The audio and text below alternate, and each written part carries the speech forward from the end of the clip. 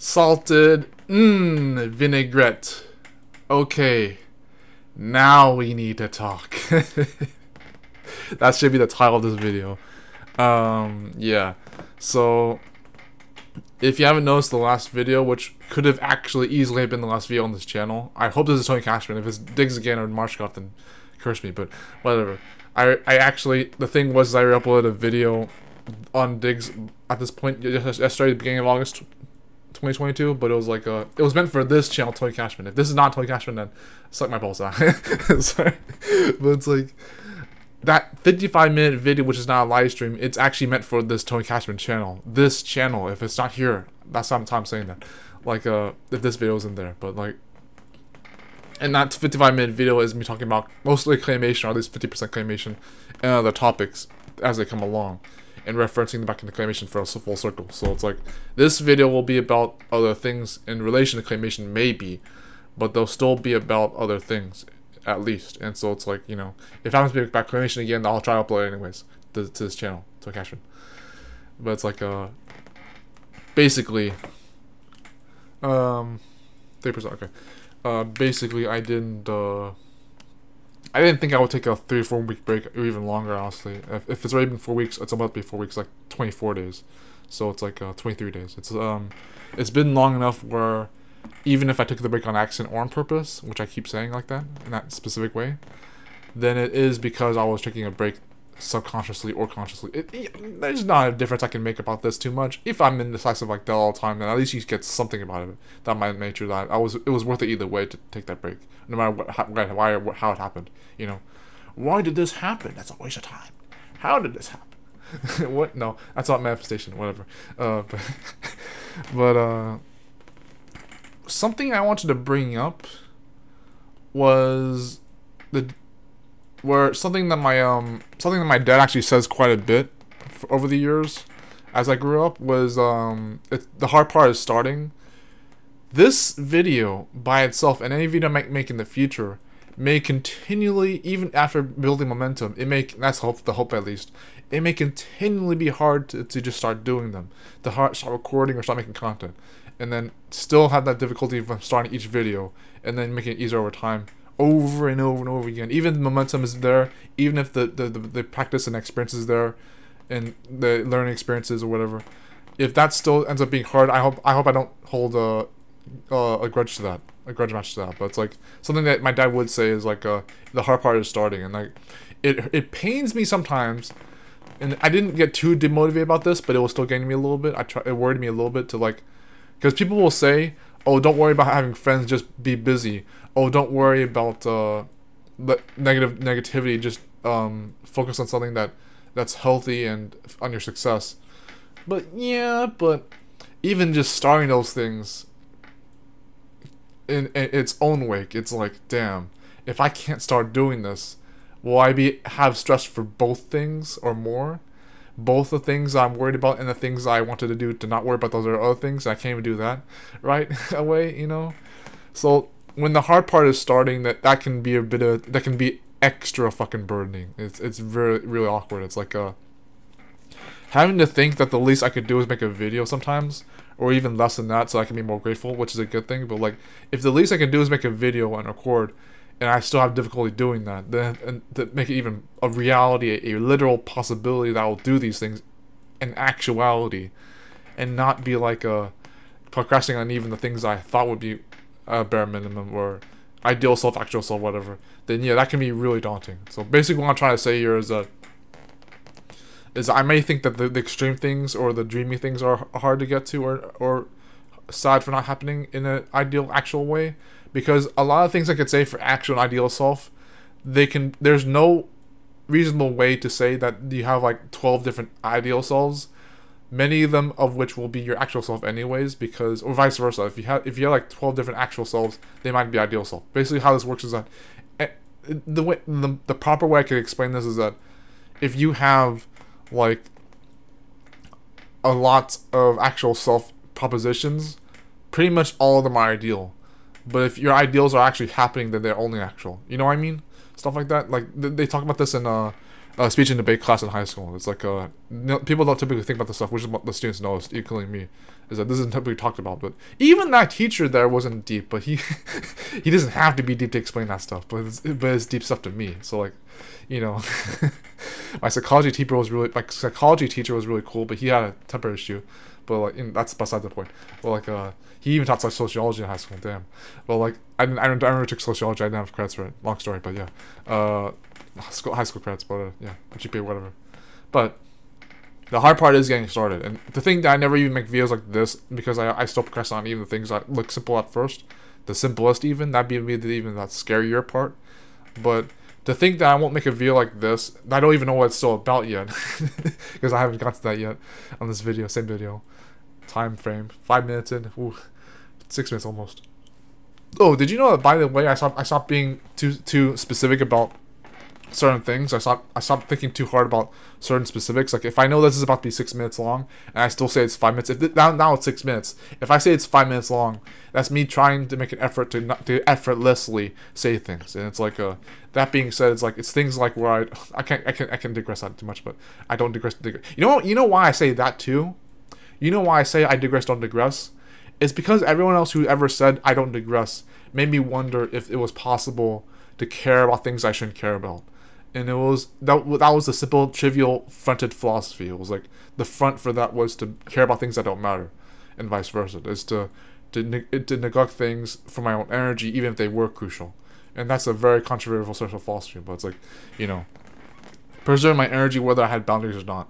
But we'll get to the boundaries in a second if we need to. But like, yeah, starting this video was scary. I skipped like 3 to 4 different like topics, mini topics in the last minute. I'm sorry, but that's how it works sometimes.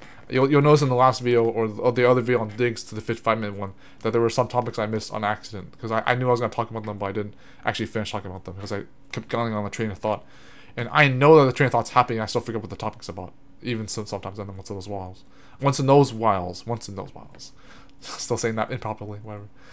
But it sucks because it's not so much the momentum or the experience.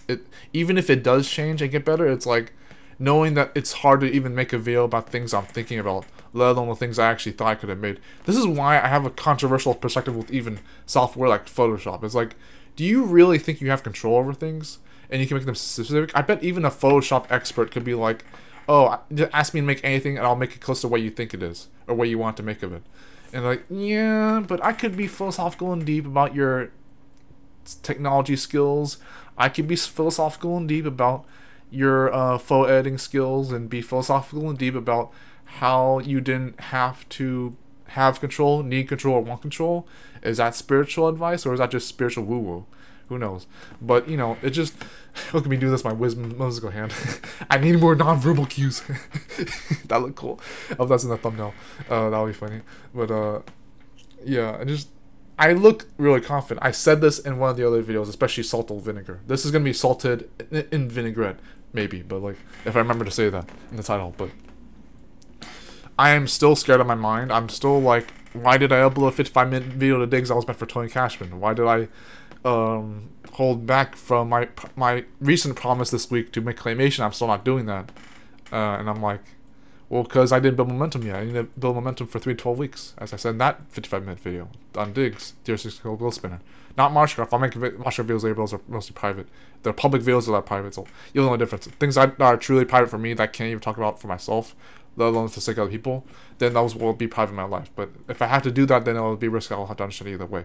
I still talk openly and honestly about personal and private things, and the reason I say it like that is because I don't believe in personal and private. This is why it was so hard to set boundaries in the first place. It was so hard to believe in boundaries being worth it, let alone if I actually would implement them in my life, to even make myself a better, self-respecting, self-loving person. I don't believe in respect or responsibility, but those are some of the most important things in other relationships in your life, not just with yourself. If you're like me and for the longest time you don't believe in respect and responsibility, that will affect other livelihoods and yourself in regards and in spite of this philosophy itself. It's hard to even call it a philosophy at that point if you know it's fucking real. But like, that's how I've been for the longest time. I didn't know how to change that, and I play the long game without believing in the long term. I might make a video about that too, but it's like, if I do. But the differences between long game and long term, and why I can like one prefer and dislike the other. But you know, this shit's getting even scarier. Have you guys noticed what happened to me lately without context? Like, not even things you guys may know about already, but like I have this well, a couple things happened in recent months, and more than that in other months throughout the year, that keep making me wonder. And especially since my birthday in March, it was like 25. It was every once in a while, almost every single month, a few things happen that either give me good character development, or I just get more scared of my mind as someone who still knows a lot about their life and other people for some miraculous reason that I take for granted and still could be wrong about, which I hope I'm not lacking confidence by saying that, but you know. Yeah, I don't want to say I'm glad I made this video, but I literally am glad I made this video, but I don't want to say it because I just want to be like, it was hard to even build momentum and start making videos like this, and I always made videos like this, so what the hell. But contrary with my own literal happenings, but you know, so I could either talk about boundaries, I could talk again about claymation, except for the first video in this channel for a while, not the digs channel.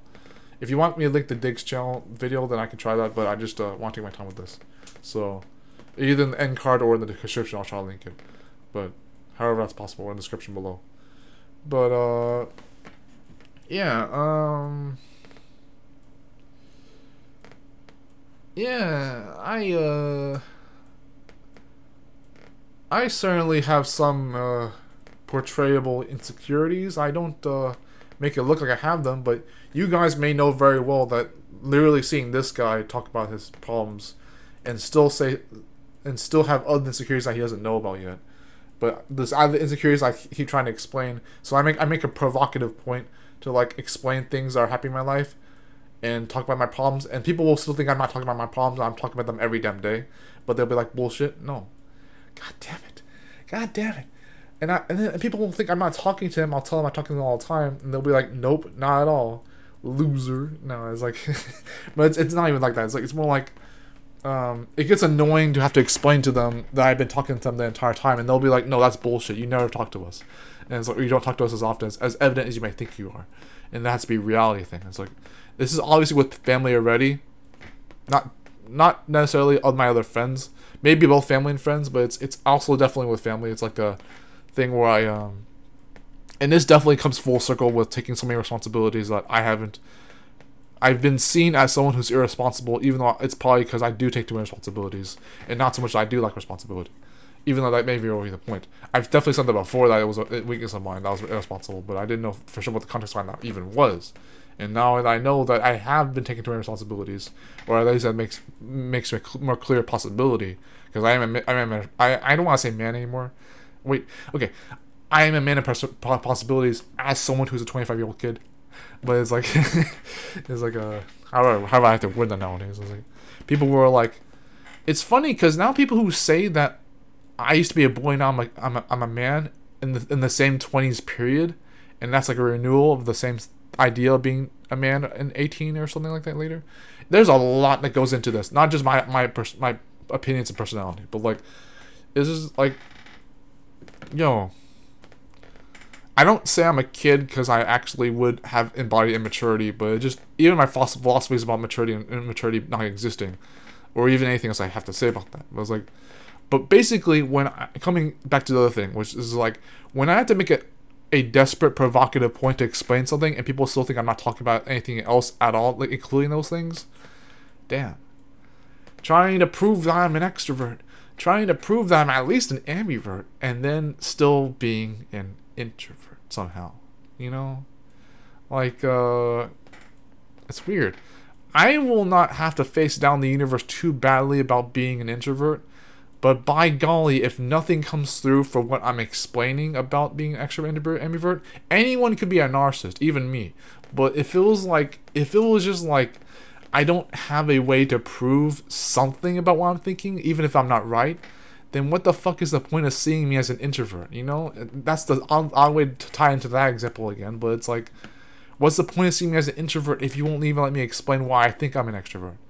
So it's just, I'm not trying to tie in my own agenda too badly, let alone anyone else who's tying in their own agendas. I'm not saying other people are manipulators other than me, maybe. If any one of us were manipulators, I'm not saying that we are not, but that's the sad thing, honestly. But just like master manipulators even. And I used to argue for, even if I'm not a manipulator or narcissist, I used to argue about manipulation still potentially being a good thing. Because that's just another philosophy again. So it's like, but you know. But, if I can't even express why I think I'm an extrovert and ambivert, there's no point in seeing me as an introvert in my opinion. So just, but if I've never been that social with people, if I've never been that obviously like out there, someone did point out pretty well that not even being this confident on camera is technically being social, and that I get where they're coming from. That they may know who they are, but it's like being that social where you actually literally engage with somebody in person, or at least in a certain way that's actually somewhat direct or indirect with them, rather than talking to a camera expecting the publicity to solely its own confidence. I think I can make a video about that too. I thought about it before, where the proof of confidence of consecration versus in real life socializing, and that doesn't have to be the case. It could just be, oh, just do what makes you happy, do it, make have fun and enjoy your life, whatever. Fine, make life that simple if you need to. I'm not trying to be blunt or an asshole here, but it's just that for me, having that much fun over shadow work, and I said this before in the salt and vinegar video, but like having that much fun instead of shadow work, or shadow work over fun, whatever else, then it's like, yeah, don't have to overcomplicate it. But I prefer to overcomplicate things, because as someone who deliberately pawns themselves as a chess piece to go ahead and of other things I could be doing or improving on, the reason I call myself a pawn is not to say I'm being used or a puppet.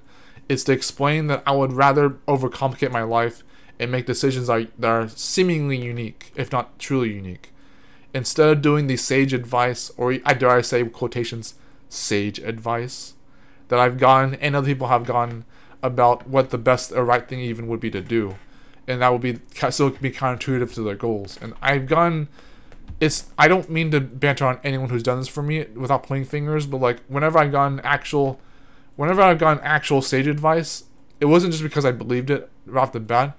It was because it did serve my goals. And that's not to be selfish, because when I get sage advice about things that do not help me at all, and worse, they come from people who love me, and it's like, what the fuck? You actually know who I am, and you still don't know what works for me. Like, it's so it has a weird element of like being good intentions, because it is good intentions. Those people love me, and they are in my midst, so I have to be grateful for what they tell me. But it's like, again, not pointing fingers. Maybe you guys know who you are if you get the vibe of what I'm saying. But like, it's just this could be anybody at this point, even me. Ooh, deep, again. But it's but whenever I got an actual advice I will listen to, it's not just for selfish desires. It's because there's something that resonates. It's like there's something that will resonate with that stranger or that close person in my life. Either or. It's like, if I listen to you, it's not just because I like you. I could hate your guts. Even people that gave me advice but in earlier months that absolutely wrecked my heart and stabbed me in the back, I still listen to them. I may not apply their advice right away. I still listen to them. I hope I did, at least. But it was like, but their advice broke my heart. It was like, you're either not paying attention, or your prejudice makes me look like someone I'm actually the exact opposite of. And I mean that. It's like, I'm not a narcissist, hopefully. I'm not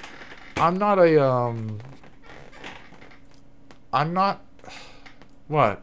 Like, I really hope I'm not a narcissist, by the way. I just think that the funny thing is that when my own intuition can still tell me things about people that I don't know about at all. Like, one of my ex crushes, and it's funny to say ex crush and love at the same time, because someone like Jordan Green once said, Jordan Green from the NoFap Stream Attention community, again, you guys, I'll say this, and people who know who Jordan Green is, the YouTuber with over 100,000 subscribers, lifestyle improvement guy. He, including his recovery from PMO, but like over a year or two ago, and he says that he doesn't really understand the idea of saying crush and love in the same sentence, because crush is not ideal love; it's infatuation in his opinion. And my counter argument to that is that the reason I say ex crush is because I never dated these crushes. I never actually engaged with them in a way that made it even get to the point of even being unrequited love. You just don't even find out. You just get to erect to the point where negative discovery, negative experience, not negative experiences, but less than an experience. It's like you don't even find out if you love them. You just fucking things have ends, and there's a complete karmic cycle that you're not even aware of, and for some reason it makes you feel like less than nothing happened. It's like you're not sure what the fuck happened. It's like a blip. It's just it's a long time passes, but it doesn't feel like anything happened. It's like so that's why I call it ex crush. It's like I never dated them, I never engaged with them, but like something that my ex crush did say, or something the impression that she gives is that there's nothing that she's doing wrong. Not that she's flawless, but one of my ex crushes was basically someone who seemingly didn't do anything wrong, had dealt with toxic people her whole life, had to deal with narcissists in her own life, and had to improve from the person she was. And she says that the person she was 5 to 8 years ago was someone she couldn't recognize, and probably other people couldn't recognize either, because it was so unhealthy who she was 5+ years ago that she is a way better person than, by contrast, even if she's still imperfect. But however, my intuition still told me that there was something about her that was off, and not only something that was incompatible for me, but that in particular to her, there was something about her that was actually really, really disturbing. It was like, she looks like someone who does everything pretty neatly, truly is an old soul, truly is someone who is improving her life, but deep down there are some core issues that not even she would address, even if she knew what they were. And my intuition was like, dude, it's not just you, Tony. She already is bad news by the by. Like, it's not just your incompatibility. It's not just to tell you that you should look elsewhere. It's just her. It's like, she was not good news. And I'm saying this for, like, I had multiple exes, so don't feel like this is going to be you, but unfortunately this is going to be a similar story from my other exes as well, unfortunately. So, but this is just one person out of the many exes I have. Ex crushes, mind you. But unfortunately, it might be a similar story for many of my other exes. So it's like, you know, and I say that again as I've not dated anyone particularly. I don't think I've ever had a girlfriend before. But, you know, it just geez, I just spent like 5 minutes talking about that. I don't mind, but your intuition will do amazing things. You'll be able to understand things about life without knowing anything, which is like 25% of what I'm talking about lately. Is being as wise as I am and tooting my own horn constantly and saying that people are cowards for saying that they never know anything, like the Buddhists would. I think I act like a Buddhist myself. I act like I never know anything, but the way I approach that is with somewhat selfish motivation. So I do kind of have an agenda and an ambition and an arrogance with it. But I act like a Buddhist because I keep throwing away what I know, but for completely different reasons. Instead of doing it because I think I'm innocent and ego death or whatever, I do it because I actually think I have a controversial philosophical struggle and approach to things at the same time. So both intentional and unintentional, I guess, whatever, maybe different. But the reason I throw away what I know isn't because I want to be humble. Although I'm a very humble person, I'm glad for the people who have loved me a lot to tell me that the truth, that I am a humble person who's not a narcissist. And I'm grateful. I hope I continue to believe that if I haven't already. But basically, I hope I don't need. I may not even need ego death if that's even a realistic thing, if not possible, or even a real thing. But when I say that I know things, and that I don't deliberately want to be the hateful asshole who says that people who say that nobody knows anything and everyone's always trying to discover themselves. I don't want to say that they're cowards and act like that has no merit. That is truly me being mean. But I hope that meanness doesn't come off the wrong way. I think maybe I don't mean to be mean, but I mean to be direct and blunt about certain things, at least. If that makes sense. I want to make sure that that comes across in a way that is direct and aggressive for the right reasons. It doesn't have to be the wrong ones, I guess you could say. But when I say that people are cowards for saying that nobody knows anything and that they're always trying to discover themselves no matter what, even no matter how far they're in life or how behind they may feel in life, it's like when I call them cowards and say that they are not trying to be confident in that I will be the pawn to say that I know everything and I'm omniscient, and you guys didn't even bother to say that because you were afraid of seeming arrogant. And if I say something like that, not only is there a reason I do stupid shit like that, but even if I regret saying stuff like that and even potentially meaning it, it'll still happen for a reason. I'll still hate myself for that, but it'll happen for a reason, and it will still teach me something that I may or may not like. But if I say that, there's a reason why. And it's not to be an asshole. It's not to be like, oh wow, this guy's actually gonna be even worse than us, way worse faring off than us, and he's gonna say these stupid things and act like he knows better when the answer is right in front of him. And there are plenty of people who tell me that shit. Oh my god, it's like, and now here comes my actual selfishness. I'm sorry, but whatever. But like, I gotta be, only living my own truth anyways. But like, just like, there are people who say that let me think. There was funny things like I've heard of, again, sage advice about don't feed the trolls. That's not sage advice, by the way.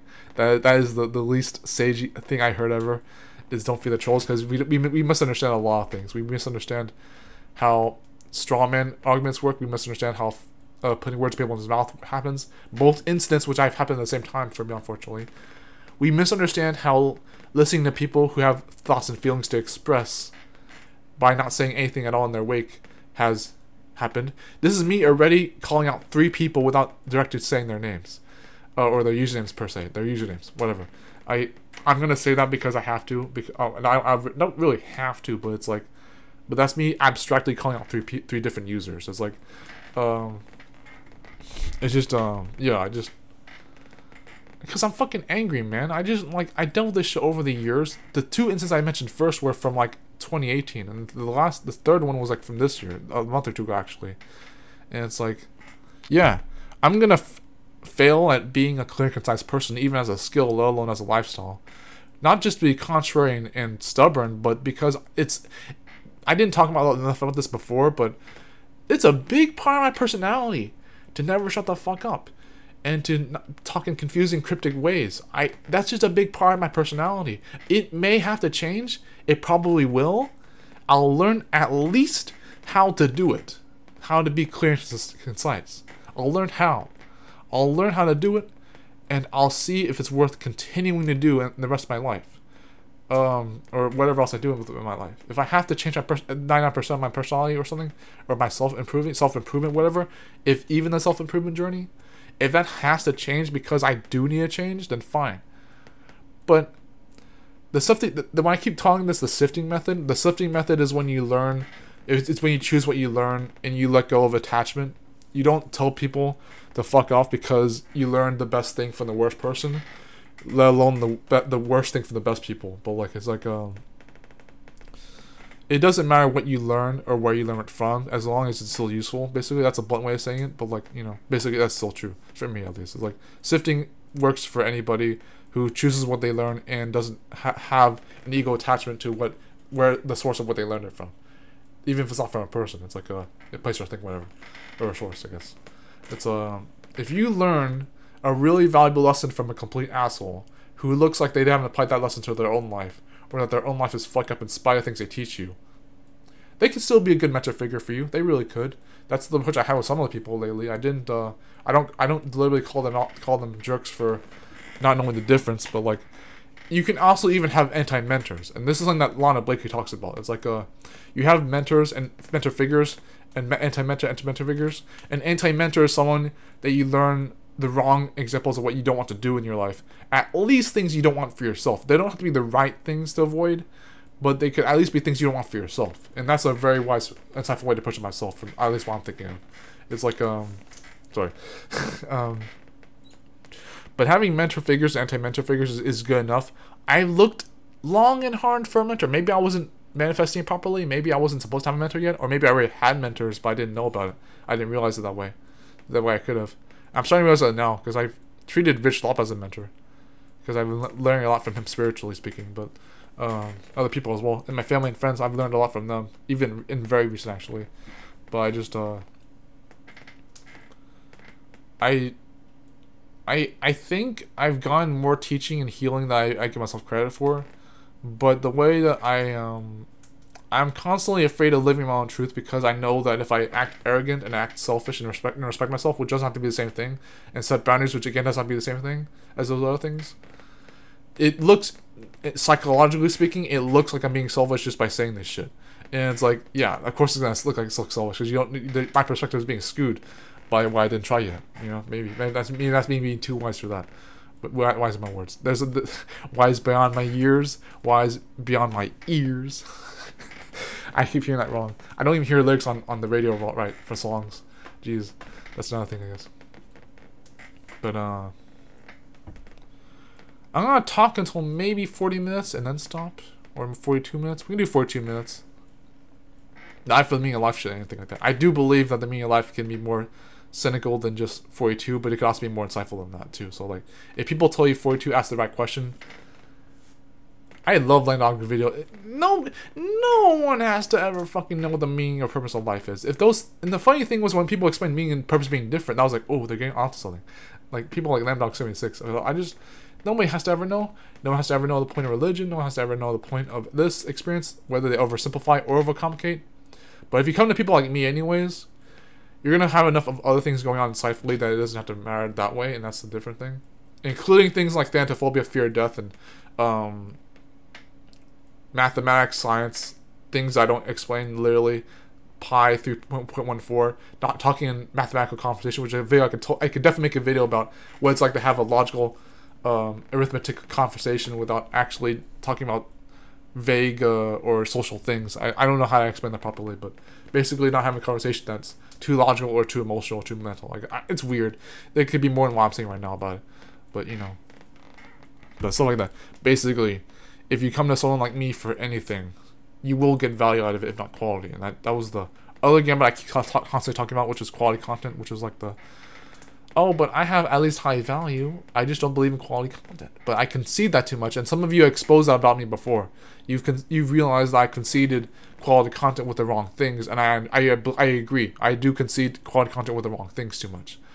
But I still have a lot of trauma, including with quality content, not just in my own life story and lifestyle. It's like I have a lot of trauma and anxiety for some things, and I maybe reject being a stressed, anxious person. I said that I never had those things before. I still believe that for some reason. I think I actually believe that. I think that's even true. Which one is it? No, this is, yeah, I just, I never really understood that doing that much different. This is about to be like the same fucking like videos as the Diggs one. Jeez, I might as well just keep making videos like this on this channel from now on. But, yeah, I just, I'll drink a little bit of something and maybe talk for 5 more minutes. If I make it to 42 minutes or 40, that's nice, but yeah.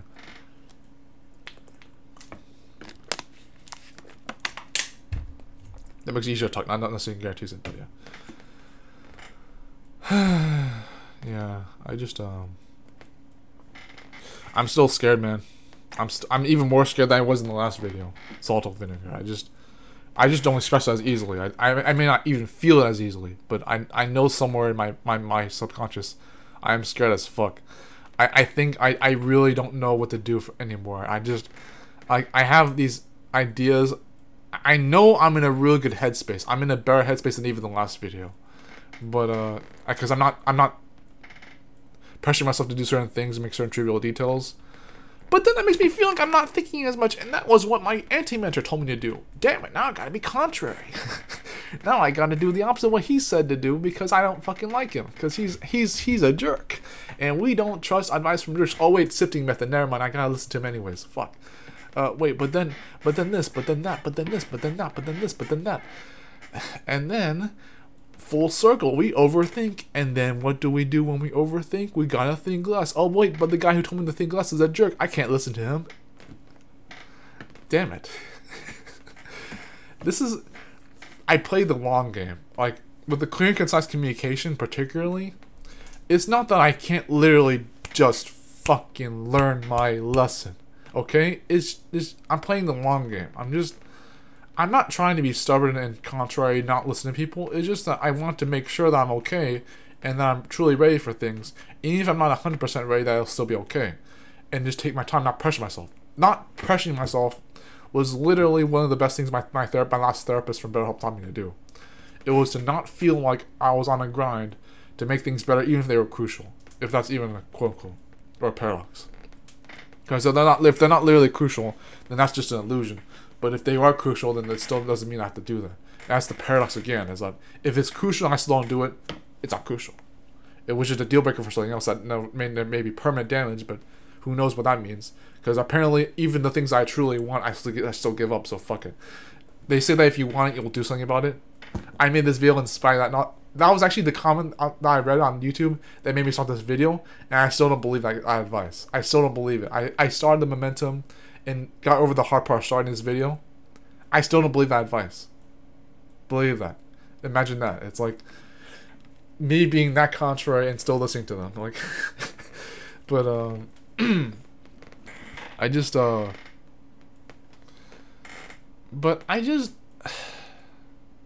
I really want to take my time with these things. I still hope I make the claymations I promise I'll make this week or later. If I make at least one claymation stream this week, if I make one claymation stream, and it's just me talking about claymation on a live stream, not a video, a live stream, even if I don't sculpt or animate, that'll be nice. Talk to my subscribers, my 55 subs and other people, or whoever's there, whether they're not there. I usually get like 2 live viewers on live streams if I do, but like, you know, that would be nice. It'd be claymation related at least, like the last video. Unfortunately, that's on digs again, as I said. But it just, you know, comes across any differently. Doesn't matter. It still kept some kind of form of promise, even if it wasn't related to what I said I would do.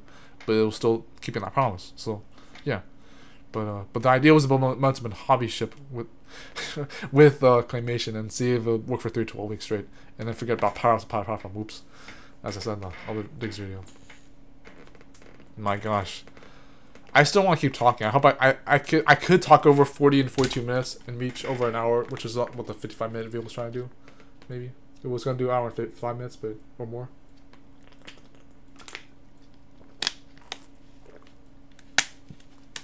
I'm doing nearly the same thing I did on the other video though, which is why I should have still been here. But it's okay. I literally switched on my phone to Tony Cashman from Diggs, and then within 10 minutes I went back to Diggs anyways because I was actually that anxious. I was like, the primary reason I switched accounts while Diggs has my premium free trial on YouTube Premium to watch songs and if not do other things with it without ads and shit and background listening.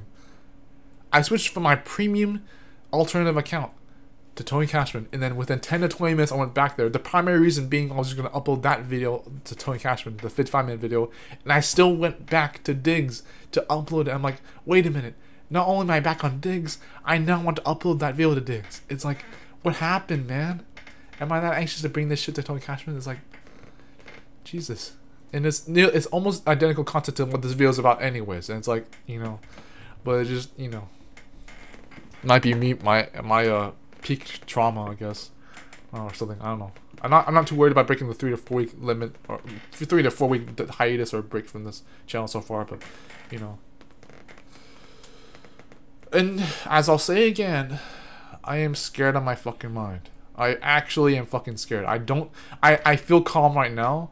I feel I'm in a really, really, really good headspace, but I'm still willing to say up front that I'm scared.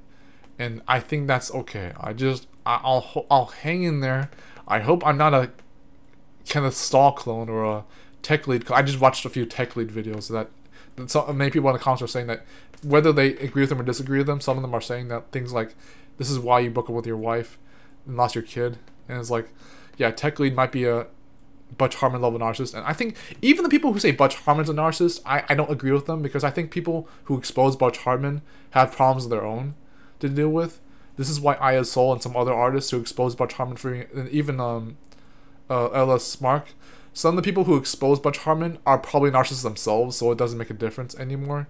But it's like, you know, I dare to say that it's because if I'm a narcissist, then fine. But like the people who truly expose other narcissists, like Tech League, then it's like, yeah, but maybe you have your own issues to deal with if you're willing to be that much of a scoundrel to them. I dare say scoundrel, because you don't just tell someone that they have underlying issues that they aren't aware of, if you potentially have other mental issues. That could be anybody, but maybe that could be particularly them, to expose that. I love the one video I made about why gratitude and narcissism could be pros and cons.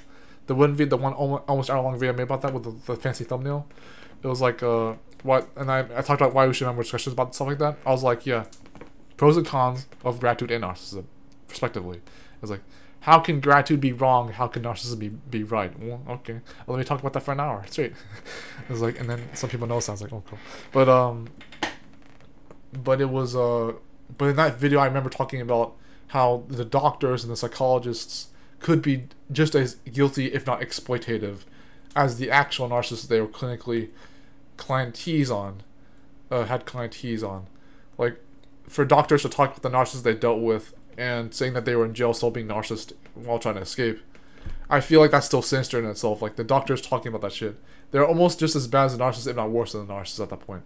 Those actual, like, PhD people who are like, I wonder why they didn't change. Well, maybe you should change too. Just for the record, make sure that you change, and not just the narcissists, who by the very means of other ideals like complex PTSD, you may not even understand properly, let alone yourselves. Oops, I shouldn't have said it on YouTube. Whatever. Anyways, it's just I shouldn't have to say that on YouTube, but it's just maybe I'm being selfish. Okay, whatever. But yeah, complex PTSD is a thing. It's like, I think I choose to believe it because it's like the one podcaster who talked about complex PTSD and narcissism as a personality disorder or as other things that you can actually do something about. There was a silver lining between people who diagnose as being narcissists and people who actually work through their problems because they know that narcissism is deeper than something that you may or may not be able to do something about. And the popular YouTubers you've probably seen, like what was his name? There was a vlogger who talked about a narcissist he dealt with, and he talked about it in a very sincere way, so I can understand where he's coming from. He felt very traumatized by the narcissist he dealt with in his life, the older person he dealt with a lot years ago. And many people who share their stories about dealing with narcissists, even people I've known in my own life, and other people will talk about how to deal with a narcissist or how to spot a narcissist. And the popular videos you see like that every once in a while. And then you see this podcast about complex PTSD narcissism, and I'm like, wow, that actually resonated very deeply. Before I even found that podcast, before I found it on iTunes podcasts or whatever, I already had a firm grasp of the idea that I potentially am a narcissist myself. And I looked into 12-step groups like the porn and sex ones, like sexaholics or porn addiction, PMO addiction, 12-step groups. Like the no fap and serious attention-esque 12-step groups. I looked into narcissism, complex PTSD, self-help 12-step groups. But it didn't look like I needed that, even for me, honestly. But if BetterHelp has taught me anything about my own issues and my own strengths, it is that it's worth looking into these things. Even if that wasn't the advice that the therapist gave me, but like, it was definitely not to pressure myself. But it was also like maybe the expertise that they were lacking in certain areas. Not that they weren't good therapists, they were really good. That's what they did. They just didn't specialize in certain other things. But like, I could continue to believe and be confident that I'm not a narcissist and believe that. But it still would be worth looking into complex PTSD. It would be worth it. It would be worth and looking into diagnosing my other issues as if I was a narcissist. Not believing I'm one, but still looking into complex PTSD and trying to diagnose my issues and trauma so that I can ensure that even if I'm a narcissist, I don't cause other people issues or myself problems. The likelihood that that could be a similar issue, then it maybe doesn't have to be one. And it could be resolved better. I don't have to be a narcissist for that to be a thing. It could be like, wherever comes about it. But, anyways, I'm going to come to a close soon because I have to make sure this video doesn't have to be edited for raw reasons.